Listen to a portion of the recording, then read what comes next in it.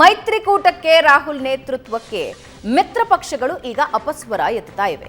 INDIA ಮೈತ್ರಿಕೂಟದಲ್ಲಿ ನಾಯಕತ್ವಕ್ಕಾಗಿ fight ಶುರುವಾಗಿದೆ. ಇಲ್ಲಿ ಮೊದಲಿಗೆ ಬಂದು ನಿಲ್ತಾ ಇರೋದು ಮಮತಾ ಬ್ಯಾನರ್ಜಿ. ನಾನು ನಾಯಕತ್ವ ತಗೋತೀನಿ ಅಂತಿದ್ದಾರೆ. ಅದಕ್ಕೆ ಮಿತ್ರ ಪಕ್ಷಗಳ ಹಲವು ನಾಯಕರು ನಾವು ಬೆಂಬಲಿಸ್ತೀವಿ ಅಂತಿದ್ದಾರೆ. TMC, RJD, NCP, AP ನಾವು ಮಮತಾಗೆ ಬೆಂಬಲ ಕೊಡ್ತೀವಿ ಅಂತಿದ್ದಾರೆ. ಮತ್ತೊಂದು ಕಡೆ ಮಮತಾ ಬ್ಯಾನರ್ಜಿ ನಾಯಕತ್ವ ವಹಿಸಿಕೊಳ್ಳೋದಕ್ಕೆ ನಾನು ಕೂಡ ರೆಡಿ ಇದ್ದೀನಿ ಅಂತಿದ್ದಾರೆ. ಮಮತಾ ನಾಯಕತ್ವ ವಹಿಸಿಕೊಳ್ಳಿ ಅಂತ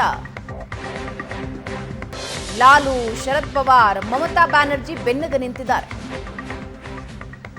ಒಂದು ವೇಳೆ ಮಮತಾ ಬ್ಯಾನರ್ಜಿ ನಾಯಕತ್ವ ವಹಿಸಿಕೊಳ್ತೀನಿ ಅಂದ್ರೆ ಅದಕ್ಕೆ ನನ್ನ ಬೆಂಬಲ ಇದೆ ಅಂತ ಜಗನ್ ಕೂಡ ಹೇಳ್ತಾ ಇದ್ದಾರೆ. ಹಾಗಾದ್ರೆ INDIA ಕೂಟದಲ್ಲಿ ಏನಾಗ್ತಾ ಇದೆ? ಪ್ರಶಾಂತ್, ಒಂದಂತೂ ಹೌದು, INDIA ಕೂಟದಲ್ಲಿ ಕಾಂಗ್ರೆಸ್ ನಾಯಕತ್ವದಲ್ಲಿ ವಿಧಾನಸಭೆಯ ಚುನಾವಣೆಗಳಲ್ಲಿ ಹೇಳಿಕೊಳ್ಳೋ ಫಲಿತಾಂಶಗಳು ಬಂದಿಲ್ಲ.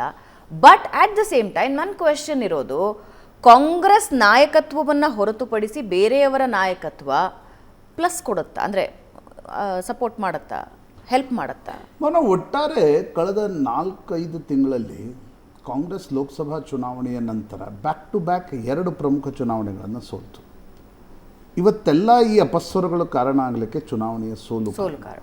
ನೋಡಿ, ಯುದ್ಧ ಇರಲಿ, ರಾಜಕಾರಣ ಇರಲಿ, ಬದುಕಿರಲಿ, ಅನೇಕ ಬಾರಿ ನೀವು ಗೆಲ್ತಾ ಇದ್ದಾಗ ಯಾವ ರೀತಿಯಾಗಿರ್ತಕ್ಕಂಥ ಒಂದು ಬೆಂಬಲ ನಿಮ್ಗೆ ದೊರಕುತ್ತೋ, ನೀವು ಸೋಲ್ತಾ ಇದ್ದಾಗ ಬೆಂಬಲ ದೊರಕ್ಬೋದು, ಆದರೆ ನಿಮ್ಮ ನಾಯಕತ್ವದಲ್ಲಿ ನಾವು ಮುಂದುವರಿತೀವಿ ಅಂತ ಯಾರು ಹೇಳಲ್ಲ. ಪ್ರಾಯಶಃ ಕಾಂಗ್ರೆಸ್ನ ಸಮಸ್ಯೆ ಮತ್ತು ರಾಹುಲ್ ಗಾಂಧಿಯವರ ಸಮಸ್ಯೆ ಆಗ್ತಾ ಇರೋದು, ನೀವು ಲೋಕಸಭಾ ಚುನಾವಣೆಯಲ್ಲಿ ನಿಮಗೊಂದು ಡಿಫಾಲ್ಟ್ ಲಾಭ ಬಂತು. ಮಹಾರಾಷ್ಟ್ರದಲ್ಲಿ ಬಂತು, ಉತ್ತರ ಪ್ರದೇಶದಲ್ಲಿ ಬಂತು, ರಾಜಸ್ಥಾನದಲ್ಲಿ ಬಂತು. ಆ ಲಾಭವನ್ನು ನೀವು ಬ್ಯಾಕ್ ಟು ಬ್ಯಾಕ್ ಅದರ ಡಿವಿಡೆಂಡ್ ತೆಗೆದುಕೊಳ್ಬೇಕು. ಹರಿಯಾಣದಂಥ ಹರಿಯಾಣ ಮತ್ತು ಮಹಾರಾಷ್ಟ್ರ ನನಗನ್ಸುತ್ತೆ ಅಷ್ಟು ಸುಲಭದ ಚುನಾವಣೆಗಳು ವಿಪಕ್ಷಗಳಿಗೆ ಮತ್ತೆ ಸಿಗಲ್ಲ. ಮತ್ತು ಕಾಂಗ್ರೆಸ್ಗಂತೂ ಹರಿಯಾಣ ಮತ್ತು ಮಹಾರಾಷ್ಟ್ರದಲ್ಲಿ ಲೋಕಸಭಾ ಚುನಾವಣೆಯಲ್ಲಿ ಕಾಂಗ್ರೆಸ್ಗೆ ಒಂದು ಬಡತ್ ಸಿಕ್ಕಿತ್ತು. ಮತ್ತು ಕಾಂಗ್ರೆಸ್ ಮಜಬೂತಾಗಿರ್ತಕ್ಕಂಥ ರಾಜ್ಯಗಳಲ್ಲಿ ನೀವು ಚುನಾವಣೆಗಳನ್ನು ಗೆಲ್ಲಕ್ಕಾಗಲ್ಲ ಅಂತಂದರೆ ಏನು? ಇಲ್ಲ, ನಾವು ಸಂವಿಧಾನ ಬದಲಾವಣೆ ಒಂದು ಚುನಾವಣೆಗೆ ಸರಿ, 2ನೇ ಚುನಾವಣೆಗೆ ಮತ್ತೆ ನಿಮ್ಮ ಸಂವಿಧಾನ ಬದಲಾವಣೆ ನಡೆಯಲ್ಲ. ನರೇಟಿವ್ ಫಿಕ್ಸ್ ಮಾಡಲಿಲ್ಲ. ಮತ್ತು ಇನ್ನೊಂದಿದೆ, ಕಾಂಗ್ರೆಸ್ ಹೈಕಮಾಂಡ್ ಹೋಗಿ ಕುಳಿತುಕೊಂಡು ನೋಡ್ರಿ, ಚುನಾವಣೆಗಳನ್ನು ಗೆಲ್ಲಿಸಿದ್ರೆ ನಿಮ್ಮ ಅಕ್ಕಪಕ್ಕ ಮಿತ್ರರು ಕೂಡ ಬರ್ತಾರೆ. ಇವತ್ತು ಶರದ್ ಪವಾರ್ ಉಲ್ಟಾ ಹೊಡೆದ್ರು, ಉದ್ಧವ್ ಠಾಕ್ರೆ ಉಲ್ಟಾ ಹೊಡೆದ್ರು. ಇವತ್ತು ಲಾಲು ಪ್ರಸಾದ್ ಯಾದವ್ ನಿನ್ನೆ ಏನು ಹೇಳಿದರು? ಕಾಂಗ್ರೆಸ್ का विरोध चलता रहेगा भाई, हम ममता बनर्जी को सपोर्ट करें. ಯಾಕೆ ಹೇಳಿದ್ರು ಅವರು? ಯಾಕಂದರೆ ನಾಳೆ ಮುಂದಿನ ವರ್ಷ ಬಿಹಾರದ ಚುನಾವಣೆ ಇದೆ, ನವೆಂಬರ್ 2025ರಲ್ಲಿ. ಕಾಂಗ್ರೆಸ್ನ ನಾಯಕರೊಬ್ಬರು AICC ಸೆಕ್ರೆಟರಿ ಹೋಗಿ ಮೊನ್ನೆ ಕಟಿಹಾರ್ನಲ್ಲಿ ಮಾತಾಡ್ತಾ ಹೇಳಿದರು, ಇಲ್ಲ ನಮಗೆ ಬರೀ 50-60 ಸೀಟ್ ಆದರೆ ನಡೆಯಲ್ಲ, ನಮಗೆ 100ಕ್ಕಿಂತ ಹೆಚ್ಚು ಸೀಟು ಬೇಕು ಬಿಹಾರದಲ್ಲಿ ಅಂತ. ಮರುದಿನ ಲಾಲು ಪ್ರಸಾದ್ ಯಾದವ್ ಸ್ಟೇಟ್ಮೆಂಟ್, ನಾವು ಕಾಂಗ್ರೆಸ್ನ ನೇತೃತ್ವ ಬೇಡ, ಕಾಂಗ್ರೆಸ್ ಏನು ಬೇಕಾದ್ರೆ ಅಂದ್ಕೊಳ್ಳಿ, ನಾವು ಮಮತಾ ಬ್ಯಾನರ್ಜಿ ಸಪೋರ್ಟ್ ಮಾಡ್ತೀವಿ. That is for next Bihar election. ಅಲ್ಲಿನ ಸಮೀಕರಣಗಳು ಬದಲಾಗತ್ತೆ ಅಂತಕ್ಕಂಥದ್ದು ಕಾಂಗ್ರೆಸ್ಗೆ ಅನಿಸ್ತಾ ಇದೆ. ಕಾಂಗ್ರೆಸ್ನ ಒಟ್ಟಾರೆ ಅಲ್ಲಿನ ಥಾಟ್ ಪ್ರೊಸೆಸ್ ಏನು? ಬರೀ 4 ಸೀಟ್ಗಳನ್ನು ಲಾಲು ಪ್ರಸಾದ್ ಯಾದವ್ರ ಪಕ್ಷ ಗೆತ್ತು ಲೋಕಸಭೆಯಲ್ಲಿ, ನಾವು 9ರಲ್ಲಿ 3 ಗೆದ್ವಿ, ನಮ್ಮ ಸ್ಟ್ರೈಕ್ ರೇಟ್ ಚೆನ್ನಾಗಿದೆ, ಈಗ ನಾವಿಲ್ಲದೆ RJD ನಡೆಯಲ್ಲ ಅಂತ. ಹೀಗಾಗಿ ಲಾಲು ಪ್ರಸಾದ್ ಯಾದವ್ ಹೇಳ್ತಿದ್ದಾರೆ ಮಮತಾ ಬ್ಯಾನರ್ಜಿ ನೇತೃತ್ವ. ಶರದ್ ಪವಾರ್ಗೆ ಅನಿಸ್ತಾ ಇದೆ ಕಾಂಗ್ರೆಸ್ಸನ್ನು ಸೇರಿಸ್ಕೊಂಡು ಲೋಕಸಭಾ ಚುನಾವಣೆಯಲ್ಲಿ ಶರದ್ ಪವಾರ್ ಮತ್ತು ಉದ್ಧವ್ ಠಾಕ್ರೆ ಆಂಕರಿಂಗ್ ಮಾಡಿದ್ರು.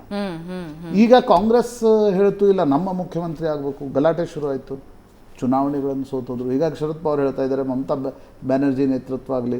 ಉದ್ಧವ್ ಠಾಕ್ರೆ ಅಂತ ಹೇಳ್ತಿದ್ದಾರೆ, ನಾನು ಈ ಇಂಡಿಯಾ ಒಕ್ಕೂಟವನ್ನೇ ಬಿಟ್ಬಿಡ್ತೀನಿ, ಮಹಾವಿಕಾಸ್ ಅಘಾಡಿ ಬೇಡ ಅಂತ ಹೇಳ್ತಿದ್ದಾರೆ ಅವರು.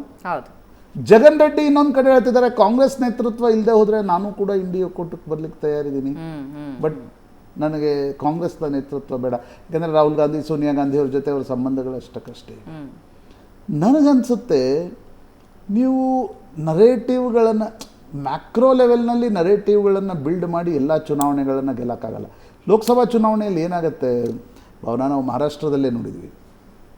ಅಬು ಅಜ್ಮಿ ಸಮಾಜವಾದಿ ಇದೆ, ಶೇತ್ಕರಿ ಸಂಘಟನಾ ಪಾರ್ಟಿ ಇದೆ, ಆಮ್ ಆದ್ಮಿ ಪಾರ್ಟಿ ಇದೆ, 7-8 ಪಾರ್ಟಿಗಳಿವೆ ಅಂತ ಅನ್ಕೋಣ. ಜನ ಲೋಕಸಭಾ ಚುನಾವಣೆಯಲ್ಲಿ ಹೆಂಗೆ ನೋಡ್ತಾರೆ? ಮೋದಿ ಪರ ವೋಟ್ ಮಾಡೋರು ಬಿಜೆಪಿಗೆ ಹೋಗ್ತಾರೆ, ಮೋದಿ ವಿರುದ್ಧ ವೋಟ್ ಮಾಡೋರು ಕಾಂಗ್ರೆಸ್ಗೆ ಹೋಗ್ತಾರೆ. ವಿಧಾನಸಭಾ ಚುನಾವಣೆಗೆ ಬಂದಾಗ ಟ್ರೆಂಡ್ ಇರಲ್ಲ. ಆ ಮತಗಳು ಬೇರೆ ಬೇರೆ ಬೇರೆ ತಮ್ಗೆ ಬೇಕಾದವರು ಶಾಸಕರ ಮತಗಳನ್ನು ಹಾಕ್ಕೊಳ್ತಾರೆ.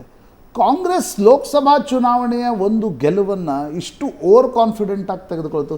ಇನ್ನೇನು ಬಿಡಿ, ಮೋದಿ ಹೋಗೇ ಬಿಟ್ಟರು, ಮೋದಿ ಚರಿಷ್ಮಾ ಆಯಿತು. ಮೋದಿ ಚರಿಷ್ಮಾ ಕಡಿಮೆ ಆಗಿದೆ ಅಂತಕ್ಕಂಥದ್ದನ್ನು ಒಪ್ಕೊಳ್ಬಹುದು.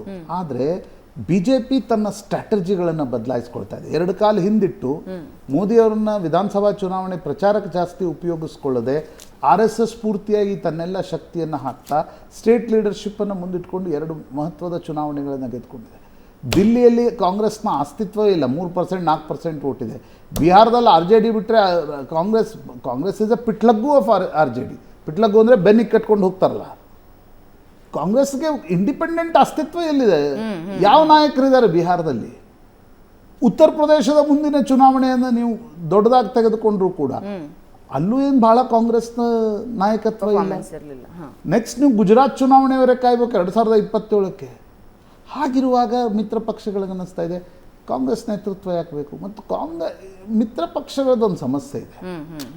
ಕಾಂಗ್ರೆಸ್ ನೇತೃತ್ವ, ಕಾಂಗ್ರೆಸ್ ಆಕ್ಟಿವ್ ಆದ ತಕ್ಷಣ ಅವರವರ ರಾಜ್ಯದ ಮುಸ್ಲಿಂ ಮತಗಳು ಕಾಂಗ್ರೆಸ್ ಕಡೆ ವಾಲ್ತಾರೆ. ಹೀಗಾಗಿ ಬಿ ಜೆ ಪಿದೊಂದು ಪ್ರಯತ್ನ ಇದ್ದೇ ಇದೆ, ಕಾಂಗ್ರೆಸ್ಸನ್ನು ಬೇಯಲ್ಲಿಡಬೇಕು, ಕಾಂಗ್ರೆಸ್ಸನ್ನು ಸ್ವಲ್ಪ ಮಿತ್ರ ಪಕ್ಷಗಳಿಗೂ ಅನ್ಸುತ್ತೆ ಭಾಳ ಕಾಂಗ್ರೆಸ್ ಬೆಳಿಲಿಕ್ಕೆ ಬಿಟ್ಬಿಟ್ರೆ ನಮಗೆ ಕಷ್ಟ ಆಗುತ್ತೆ, ನಮ್ಗೆ ಹಾಗೆ ಆಗ್ಬಿಡ್ತಾರೆ ಅಂತ. ನಮಗೊಂದು ರೀತಿ ನಮ್ಮ ಮೇಲೆ ಪ್ರಭಾವ ಬೀಳಲಿಕ್ಕೆ ಶುರು ಮಾಡ್ತಾರೆ. ಯಾಕೆ ನಾವು ರಾಷ್ಟ್ರೀಯ ಪಕ್ಷದ ಮಾತು ಕೇಳಬೇಕು? ಬಟ್ ರಾಷ್ಟ್ರೀಯ ಪಕ್ಷ ಕಾಂಗ್ರೆಸ್ನ ನೇತೃತ್ವ ಇಲ್ಲದೆ INDA ಕೂಟಕ್ಕೆ ಆ ಫ್ರಿಕ್ಷನ್ ಸಿಗುತ್ತೆ ಅಂತ ಅನ್ಸುತ್ತೆ? ಸಿಗಲ್ಲ. ನಿಮ್ಮ ನೋಡಿ, ಯಾವುದೇ ಒಂದು ಆಲ್ಟರ್ನೇಟಿವ್ ಒಂದು ಒಕ್ಕೂಟ, ಈಗ ನೋಡಿ NDA ಯಾಕೆ ಸ್ಟ್ರಾಂಗ್ ಇದೆ? ಬಿಕಾಸ್ ನರೇಂದ್ರ ಮೋದಿ ನಾಯಕತ್ವ ಇದೆ. BJP ಒಂದು ರಾಷ್ಟ್ರೀಯ ಪಕ್ಷವಾಗಿ ಬಹಳಷ್ಟು ರಾಜ್ಯಗಳಲ್ಲಿ ಅಧಿಕಾರದಲ್ಲಿದೆ. BJPಯ ಕ್ಯಾಡರ್ ಇದೆ. ಹಾಗೆ ನೀವು ಮಮತಾ ಬ್ಯಾನರ್ಜಿ ನೇತೃತ್ವದಲ್ಲಿ ಇಂಡಿಯಾ ಒಕ್ಕೂಟ ಹೋಗ್ಲಿಕ್ಕೆ ಸಾಧ್ಯ ಆಗಲ್ಲ. ಒಂದು ರಾಜ್ಯದಲ್ಲಿ ಕೂತ್ಕೊಂಡು ನೀವು ಮುಖ್ಯಮಂತ್ರಿಯಾಗಿ ಇಡೀ ದೇಶದ ರಾಜಕಾರಣವನ್ನು ನಾನು ಸ್ಟೇರ್ ಹೆಡ್ ಮಾಡ್ತೀವಿ ಅನ್ನಕ್ಕೆ ಸಾಧ್ಯ ಆಗಲ್ಲ. ಬೇರೆ ರಾಜ್ಯಗಳಲ್ಲಿ TMC ಅಸ್ತಿತ್ವ ಏನಿದೆ ಅನ್ನೋದು ಒಂದು ಪ್ರಶ್ನೆ. ಅಂಡ್ ಮಮತಾ ಬ್ಯಾನರ್ಜಿ ಅವರ ನಡೆಯೂ ಕೂಡ ಹಿಯರ್ ಅಂಡ್ ದೆನ್ ಬದಲಾಗ್ತಿರುತ್ತೆ. ಅವರ ಹೇಳಿಕೆಗಳು, ಅವರ ಅಗ್ರೆಷನ್ನು, ಇದೆಲ್ಲನೂ ಒಟ್ಟಿಗೆ ತೊಗೊಂಡು ಹೋಗಿ ನೋಡಿ. ಅವ್ರು ನಿಮ್ಮನೆ ರಾಜ್ಯಪಾಲರು ಹೋಗಿ ಭೇಟಿಯಾಗಿ ಭಾಳ ಸೌಹಾರ್ದಯುತವಾಗಿ ಮಾತಾಡಿ ಬಂದಿದ್ದಾರೆ. ಇಷ್ಟು ದಿನ ರಾಜ್ಯಪಾಲರ ಜೊತೆ ತಿಕ್ಕಾಟ ಮಾಡ್ತಾಯಿದ್ರು. ಅಂದರೆ Mamata Banerjee wants to put Congress on mat. ಇನ್ನೊಂದು ಕಡೆ ಕಾಂಗ್ರೆಸ್ ಕೂಡ ಓವರ್ ಕಾನ್ಫಿಡೆಂಟ್ ಆಗಿದೆ. ಕಾಂಗ್ರೆಸ್ ಒಂದು ರೀತಿಯ ಭ್ರಮೆಯಲ್ಲಿದೆ ಅಂತ ಅನ್ಸುತ್ತೆ ನನಗೆ. ಲೋಕಸಭಾ ಚುನಾವಣೆಯ ಗೆಲುವೇನು ಸಿಕ್ತು ಆಗ BJP ಭ್ರಮೆಯಲ್ಲಿತ್ತು, ಸೀಟ್ಗಳು ಕಡಿಮೆ ಆದವು. ಹರಿಯಾಣ ಮತ್ತು ಮಹಾರಾಷ್ಟ್ರದಲ್ಲಿ ಕಾಂಗ್ರೆಸ್ ಭ್ರಮೆಯಲ್ಲಿತ್ತು, ನಾವು ಬಂದೇ ಬಿಡ್ತೀವಿ, ಮುಖ್ಯಮಂತ್ರಿ ಯಾರು ಅನ್ನೋದು ತೀರ್ಮಾನ ಆಗಬೇಕು ಅಂತ. ಈ ಭ್ರಮೆ ರಾಜಕಾರಣದಲ್ಲಿ ಭಾಳ ಡೇಂಜರಸ್.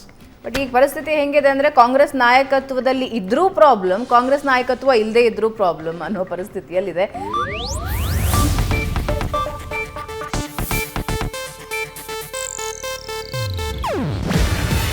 ಇದು ಏಷ್ಯಾನೆಟ್ ನ್ಯೂಸ್ ನೆಟ್ವರ್ಕ್ ಪ್ರಸ್ತುತಿ.